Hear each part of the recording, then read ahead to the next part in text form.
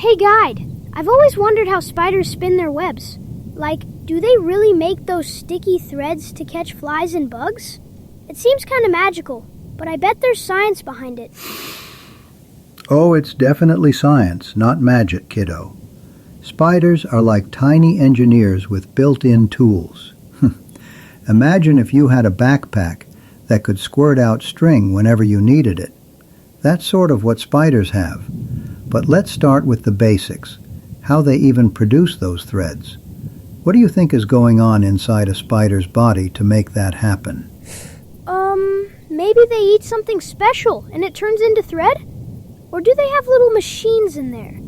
I don't know. Spiders aren't like people who weave cloth with looms or anything. You're right. They're not like us with our looms or sewing machines. Spiders don't weave like humans do at all. Instead, they've got these special parts called spinnerets.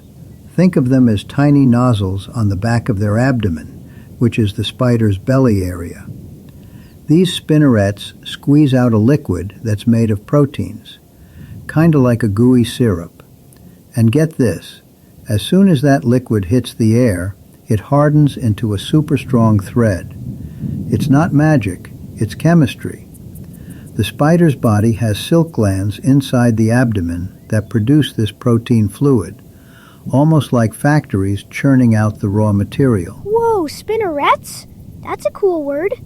So, it's like squeezing toothpaste out of a tube, but it turns solid? But do all spiders have the same kind? What if they need different threads for different jobs? Exactly like toothpaste, but way tougher. Spider silk is stronger than steel for its weight, believe it or not. And yep, not all threads are the same. Most spiders have multiple spinnerets, sometimes up to 6 or 8, each one specialized for a different type of silk. One might make super sticky stuff for catching prey, while another produces dry, strong silk for building the frame. It's like having a toolbox with different ropes, some stretchy, some tough, some gluey. I remember watching a garden spider once when I was your age. It was fixing its web after a storm, and you could see it switching between these silky modes like a pro artist picking brushes. Stronger than steel? That's awesome! So the glands are in their abdomen, making this protein goo, and spinnerets push it out to harden. But is the liquid just there all the time? How does the spider control it? Great question. Shows you're thinking deeply. The spider controls it with muscles around the spinnerets, kind of like how you squeeze a water gun. The silk glands store the liquid protein, which is a mix of water and special molecules that link up when exposed to air. It's not always flowing. The spider decides when to spin by pressing its abdomen against a surface or just letting it trail in the wind. Different spiders even have glands for specific silks. One type for egg sacs that's soft and protective. Another for drag lines that act like safety ropes when they jump. No waste, all purpose. Does that clear up how they produce it without any human-like weaving? Yeah, that makes sense now. Not like cloth at all. More like a 3D printer squirting out material that sets hard. I get the spinnerets and glands part. But once they've got these threads coming out, how do they actually put them together? It can't be random, right? Not random at all. It's a careful process, step by step, like building a house from the foundation up. But hey, before we dive into that, tell me, have you ever seen a spider starting from scratch on a web? What struck you about it? Once, yeah, in my backyard. It looked like it was drawing lines in the air. Super precise. I wonder how they turn those single threads into something big and structured. Precisely. And that's where the real cleverness comes in. They don't just spit out threads willy-nilly. They have a method to shape them. Think of it like an artist sketching a picture but with sticky strings. First, the spider often creates a bridge thread. A bridge? Like connecting 2 points? Spot on. They let a thread float on the breeze until it sticks to something far away, creating that first line across a gap. Then they reinforce it, walking back and forth, adding more silk for strength. From there, they build radial lines outward, like spokes on a bike wheel, anchoring them to branches or whatever's nearby. It's all about geometry and instinct. No blueprints needed. Instinct? So they just know how without learning? That's wild! And radials, like wheel spokes. Yeah, I've seen those in orb webs. Instinct honed over millions of years, kiddo. I once tried mimicking it with string in my room as a kid. Total mess. Spiders make it look easy.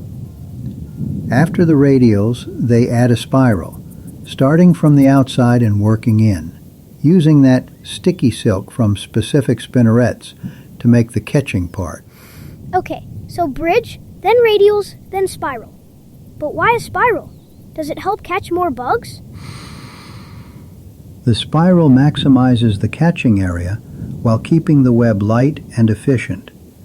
It's like a net that's wide but not heavy. Different spiders tweak this for their needs, but the building steps are similar.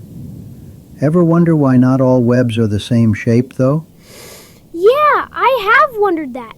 Like, some webs are all round and wheel-shaped, but others look totally different, more like messy sheets or tubes. If spiders all have the same spinnerets and stuff, why don't they just make one kind of web? It seems like they'd all build the same way. Ah, that's a smart objection. Why not one web to rule them all, right? But spiders aren't cookie-cutter creatures. They've evolved to fit their lifestyles and hunting spots. Not every spider chases the same prey or lives in the same place. Think of it like kids picking different sports gear. A soccer player needs cleats for grass, while a swimmer grabs goggles for the pool. Different tools for different jobs. So, what kind of web do you see most often in gardens or on windows? The wheel ones, I think. Those perfect circles with spokes. But I've seen funky ones in corners that look like funnels. Exactly. Those wheel-shaped ones are called orb webs, made by spiders like the common garden orb weaver. They're pros at catching flying insects. Think flies buzzing through the air. The web hangs like a vertical net in open spaces, and its spiral design snags anything that flies into it. I remember spotting one early in the morning, dew sparkling on it like jewels. It's built high up to intercept airborne bugs, super efficient for that environment. But not all spiders hunt in the sky. Some are ground dwellers. Ground dwellers? So they make webs on the floor or something? That makes sense if they're after crawling bugs, not flyers. Spot on. Take funnel webs, for instance. Those are woven by spiders like the grass spider or even some more dangerous ones in Australia. But let's stick to the safe kinds. They create a flat sheet that narrows into a tube, like a slide leading to a hideout. The spider lurks at the bottom of the funnel, waiting for ground prey like ants or beetles to stumble onto the sheet. Vibrations tip it off, and bam, dinner time. It's perfect for grassy areas or under rocks where flying insects aren't the main meal. No need for a fancy wheel if your food is walking right to you. Oh, so the shape matches where they live and what they eat. But what about those webs that look like flat blankets or hammocks? I've seen them stretched between bushes, not round or funneled. Good eye. Those are sheet webs, built by spiders like the bowl and doily types. They're like a horizontal tarp with a maze of threads above and below, great for varied spots like forests or meadows. They catch a mix of jumping insects or ones dropping from leaves. The sheet acts as a barrier, and any bug that hits the supporting lines falls right in. It's all about adaptation, kiddo. Imagine if humans all wore the same clothes everywhere. No jackets in snow or swimsuits at the beach. Spiders tailor their webs to survive. not because they're copying each other, but to thrive in their own worlds. Does that bust the idea that all spiders should make identical webs? Totally! It's not random. It's smart design for different hunts. Orb for flyers, funnel for crawlers, sheet for in-between. But wait, do all these shapes use the same sticky stuff? Like, how does the stickiness even work to hold the bugs without them escaping? Sticky stuff is key, no matter the shape, but it's got some clever tricks. Remember how spiders have different silks? The sticky kind has tiny glue droplets along the threads, like beads on a necklace. When a bug flies or crawls in, it sticks fast, and the web's flexibility absorbs the struggle without breaking. Glue droplets? That's sneaky. But what if a big bug hits it hard? Does the spider feel it right away? Oh yes, the whole web is like a giant sensor. Vibrations travel through the threads straight to the spider, who rushes over. It's faster than a doorbell. Then the spider might bite to paralyze, or wrap the prey in more silk, like gift wrapping a meal. But those glue droplets, they're not just plain glue. They're a mix that stays tacky in humidity, but doesn't dry out. Wrapping it up like a burrito. Gross, but cool. So even in a funnel web, the sheet has sticky parts to trip the bug? Not always super sticky like orb webs. Funnels rely more on the tangle and the spider's speed. But in orbs, those droplets are the star. Ever seen a fly stuck, buzzing helplessly? That's the glue holding strong, while the threads stretch like rubber bands.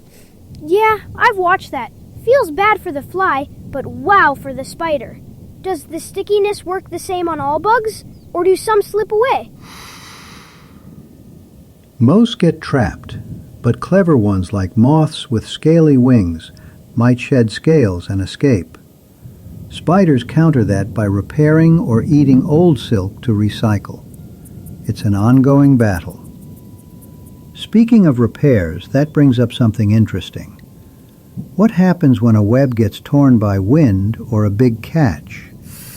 Yeah, I have wondered why not all webs are the same shape, though. Like, some look like perfect wheels hanging in the air, and others are more like tangled messes or weird funnels. If all spiders have those same spinnerets and silk glands, shouldn't they all just build the exact same kind of web? It feels like they'd follow one pattern, you know? That's a fair point, kiddo. It's easy to think all spiders would stick to one design, like how all birds build nests out of twigs. But nope, they're way more creative than that. The reason webs vary is because spiders live in different places and hunt different food. It's all about survival, not copying a rule book. Imagine if every kid played the same game at recess. Boring, right? Some like tag on open fields, others hide and seek in bushes. Spiders adapt their webs to match their world. Have you noticed any weird web shapes in your own backyard? Yeah, those round ones on bushes. And once I saw a flat one like a blanket under a leaf. But why not just make everything round if that's good for catching stuff? Good observation. Those round ones are called orb webs, built by spiders that hang out in open areas to snag flying insects, like flies or moths. Picture a trampoline stretched between branches. The circular shape with spokes and spirals covers a big area without using too much silk. Perfect for airborne bugs crashing in. I saw one shimmering with morning dew once, like a natural artwork, and it caught a bee mid-flight. But if a spider lives on the ground, an orb web would be useless, flapping around or getting stepped on. That's where other shapes come in. Oh, so the shape depends on where the spider lives? That kind of makes sense. What about those funnel ones? They look like a sock pulled inside out. Exactly. Funnel webs are made by ground-loving spiders, like the ones you might find in tall grass or dark corners. They weave a wide, flat sheet that tapers into a narrow tube where the spider hides. It's like setting up a trap door. Crawling bugs, like ants or beetles, wander onto the sheet, slip down the funnel, and the spider pounces from its hidey hole. No need for fancy circles if your prey is strolling by on foot. These webs are tough and low to the ground, built for damp, shady spots where flyers aren't common. Different home, different hunt, different web. Hidey hole, that's funny. So funnels for ground bugs, orbs for flyers. But what about the blanket ones? Are those for something else? Spot on again. Those blanket-like ones are sheet webs, often stretched horizontally between plants or rocks, like a hammock with extra threads dangling above and below. They're great for spiders in mixed environments, say forests or gardens, where bugs might jump, fall from leaves, or scuttle across. The sheet catches anything that drops in, and the maze of lines knocks insects down. Think of it as a multi-level trap, versatile for all sorts of prey, not just one type. I remember poking one gently as a kid. It was so delicate yet effective, snaring a tiny gnat that tumbled right in. See, not all spiders face the same challenges, so they evolve these variations over time. It's nature's way of saying, fit your tool to the job. Evolved? Like they changed over generations to match their spots? But do baby spiders know how to build the right shape? Or do they learn it? Mostly instinct, baked into their spider DNA from birth. No school for web building. But yeah, evolution means the spiders whose webs work best in their environment survived and passed on those skills. A funnel spider in a tree would starve, just like an orb weaver on the ground might get eaten. It's not that they choose differently for fun. It's what helps them eat and stay safe. Does that help explain why they're not all cranking out identical webs? Yeah, totally. It's like custom houses for different neighborhoods. Orbs for airy places and flying snacks. Funnels for ground level and walkers. Sheets for everywhere in between. No wonder they don't all look the same. But all these webs catch bugs somehow. I mean, what makes them actually hold on when something crashes in? Hold on indeed. It's not just the shape, but the clever way the threads grab and don't let go. Ever tried pulling apart something sticky, like tape on a gift? Yeah, like when the tape sticks to itself and you can't unwrap it without tearing. So, is spiderweb stickiness kinda like that? Super gluey threads that bugs can't pull off from? But what if a bug is really strong and wiggly? Wouldn't it just break free and fly away? Oh, it's even sneakier than tape, kiddo. Spiders don't rely on plain old glue. They've got this genius system with tiny droplets of sticky stuff dotted along certain threads, like dew on a string. These aren't random. They're made from a special silk that's coated in a gluey liquid that stays tacky, attracting water from the air to keep it moist and grabby. When a bug slams into the web, those droplets spread out and cling to its legs or wings, holding on tight no matter how much it thrashes. I saw a video once of a moth hitting an orb web. It looked like it was caught in invisible Velcro, buzzing but going nowhere. Droplets like beads? That's cool. So it's not the whole thread that's sticky, just spots? But how does the spider know something's caught? Does it just sit and watch? Not just watching. The web is like a giant alarm system. Every thread is connected, so when a bug struggles, it sends vibrations rippling through the silk, straight to the spider hanging out in the center or off to the side. It's super sensitive. The spider can tell if it's a leaf or a juicy fly by how the shakes feel. Then, zip! The spider dashes over on its non-sticky frame threads, which are dry so it doesn't get stuck itself. Quick as a flash, it bites to inject venom that paralyzes the prey, or spins more silk to wrap it up like a mummy, subduing even the wiggliest ones. Vibrations like a phone buzzing? And wrapping it up, that's smart. Like tying up a package so it can't escape. But what if the bug is huge, like a grasshopper? Could it tear the web apart while struggling? Ah, that's where the objection comes in. Yeah, a big struggler might seem like it'd wreck everything. But spider silk is elastic, stretching like a bungee cord to absorb the shocks without snapping. Those glue droplets are tough too. They don't just stick, they entangle hairs or scales on the insect's body. If it's a real powerhouse, the spider might cut it loose to save the web, but usually the quick wrap-up wins. I remember finding a web after a windy night with a beetle all bundled. The spider had it under control, no damage done. The threads hold because they're designed for it, not flimsy like string. Elastic like rubber bands.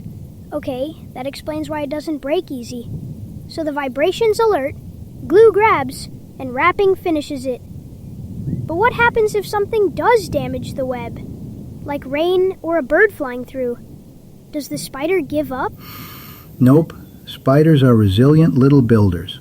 They repair or rebuild like pros. If it's minor, say a hole from a escaped bug, the spider eats the torn silk to recycle the proteins, then spins fresh threads to patch it up, often at night when it's safer. For big damage, like after a storm, they might start over from scratch, using that same bridge thread method we talked about. It's efficient. Some rebuild daily anyway, since old webs lose stickiness from dust or sun. Ever watch one mending? It's mesmerizing, like an artist fixing a painting. Eating the old silk? That's recycling genius! So they don't waste anything, just fix or remake. Does that mean the web is always ready for action? Exactly. Always prepped for the next meal. Repairs keep it functional, and rebuilding lets them adapt if the spot's not great anymore. It's all part of their survival toolkit, from the sticky traps to the quick fixes. No web is permanent, but that's what makes spiders such successful hunters. Wow, I get it now. The stickiness with droplets and vibrations, plus wrapping and repairs? It's a whole system. Not just a trap, but a smart one that holds even strong bugs and bounces back from damage. Spiders are way cooler than I thought, like nature's engineers. Thanks for explaining all this. I feel like I could spot how it works next time I see a web.